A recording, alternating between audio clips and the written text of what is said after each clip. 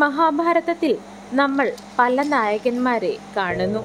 പക്ഷേ ഒരു കഥാപാത്രം മാത്രം അവൻ നായകനാണോ വില്ലനാണോ അല്ലെങ്കിൽ വിധിയുടെ ഇരയാണോ എന്ന് മനസ്സിലാക്കുവാൻ കഴിയാത്ത ഒരുവൻ, അവൻ കർണൻ. കർണന്റെ ജീവിതം മുഴുവൻ പോരാടിയത് ശത്രുക്കളോട് മാത്രമായിരുന്നില്ല, സ്വന്തം വിധിയോട് കൂടി ആയിരുന്നു. ഇന്ന് നാം കാണാൻ പോകുന്നത് കർണന്റെ ജീവിതത്തിലെ 5 വലിയ ദുരന്തങ്ങൾ ആകുന്നു. അവനെ മഹാവീരനാക്കി, പക്ഷെ ഒരിക്കലും സന്തോഷം കൊടുക്കാത്ത ദുരന്തങ്ങൾ അവനെ എപ്പോഴും വലച്ചു. കർണന്റെ ജീവിതം ദുരന്തമായി തുടങ്ങിയത് അവന്റെ ജനനത്തിൽ തന്നെ നിന്നും ആകുന്നു. കുന്തിയുടെ ദിവ്യമന്ത്രത്താൽ സൂര്യദേവനെ വിളിച്ചു. അതിനാൽ തന്നെ കർണൻ ജനിച്ചു. പക്ഷേ ആ മാതാവ് വിവാഹിതയായിരുന്നില്ല. അതുകൊണ്ട് തന്നെ ആ അമ്മ തൻ്റെ കുഞ്ഞിനെ നദിയിൽ ഒഴുക്കേണ്ടി വന്ന അവസ്ഥ. അവൻ ജനിച്ചപ്പോൾ തന്നെ അവന്റെ വിധി അവിടെ വെച്ച് തന്നെ തീരുമാനിക്കപ്പെട്ടു. കർണൻ വളർന്നത് ഒരു സൂതപുത്രനായിട്ടാണ്. അവന്റെ കഴിവ് അതിശയകരമായ ഒന്നായിരുന്നു. പക്ഷേ സമൂഹം ചോദിച്ചത് ഒരു ചോദ്യം മാത്രം: നീ ആരുടെ മകനാണ്? നിന്റെ കുലമേതാണ്? അർജുനന്റെ മുൻപിൽ നിന്നപ്പോൾ കർണൻ തന്റെ കഴിവ് തെളിയിച്ചു. പക്ഷേ അവനെ തടഞ്ഞത് ആരാണ്? ഗുരുക്കന്മാർ, രാജാക്കന്മാർ എന്നിവർ. നിന്റെ ജനനം താഴ്ന്നതാണ്, നിനക്ക് അവകാശമില്ല. അതിൽ നിന്നും കർണന് വലിയൊരു മാനസിക സംഘർഷം തന്നെ ഉണ്ടായി. അതുകൊണ്ട് തന്നെ അവൻ വലിയ ദേഷ്യമുള്ളവനായി വളരുവാനും കാരണമായി. പിന്നീട് കർണൻ പരശുരാമന്റെ അടുത്ത് വിദ്യ അഭ്യസിക്കുവാനായി പോയി. പക്ഷെ അവിടെ നുണ പറഞ്ഞാണ് അദ്ദേഹം പോയതും. ബ്രാഹ്മണനാണ് എന്ന് പറഞ്ഞുകൊണ്ട് ഗുരുവിനെ വിശ്വസിപ്പിച്ചു. പക്ഷെ ഒരു ദിവസം അതും തകർന്നു.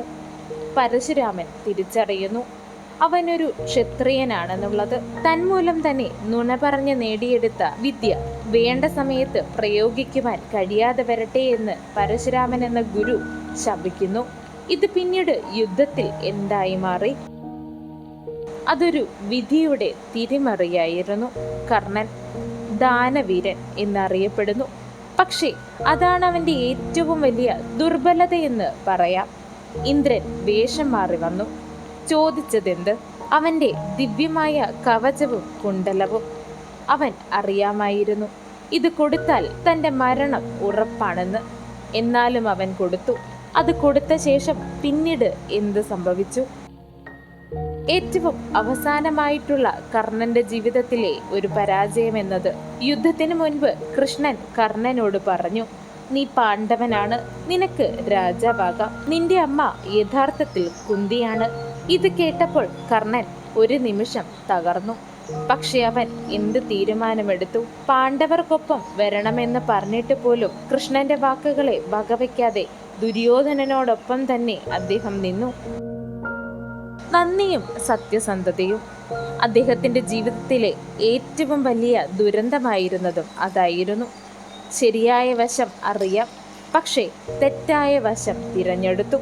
തൻ്റെ രഥം യുദ്ധഭൂമിയിൽ കുടുങ്ങി. ശാപം പ്രവർത്തിച്ചു തുടങ്ങി. അദ്ദേഹം പഠിച്ച ദിവ്യമന്ത്രങ്ങൾ മറന്നു. അങ്ങനെ കർണൻ നിസ്സഹായനായി നിന്നു. അപ്പോഴേക്കും കൃഷ്ണൻ പറഞ്ഞു: ഇപ്പോഴാണ് അവസരം. കർണൻ ആയുധമില്ലാതെ നിൽക്കുന്നു. അർജുന, അമ്പ് തൊടുത്തു വിട്ടാലും? കർണൻ തോറ്റോ? ഈ ചോദ്യത്തിന് ഉത്തരം: യുദ്ധത്തിൽ കർണൻ തോറ്റു. എന്നാൽ ജീവിതത്തിൽ അദ്ദേഹം ജയിച്ചിരുന്നോ? ജീവിതത്തിലും അദ്ദേഹം ജയിച്ചിരുന്നില്ല. അദ്ദേഹം ഒരു പാഠമാണ്. ജനനമല്ല നിർണായകം, പക്ഷേ തീരുമാനങ്ങളാണ് നിർണായകം. ചിലപ്പോൾ വിധി നമ്മളെ ജയിക്കുവാൻ അനുവദിക്കില്ല. കർണൻ ഒരു മഹാവീരൻ തന്നെയാണ്, പക്ഷേ ഒരു ദുരന്ത നായകനും കൂടിയാണ് അദ്ദേഹം. ആ ദുരന്തം അദ്ദേഹത്തിലേക്ക് വരുവാൻ കാരണമായതും അദ്ദേഹത്തിൻ്റെ ചില തീരുമാനങ്ങൾ തന്നെ ആയിരുന്നു.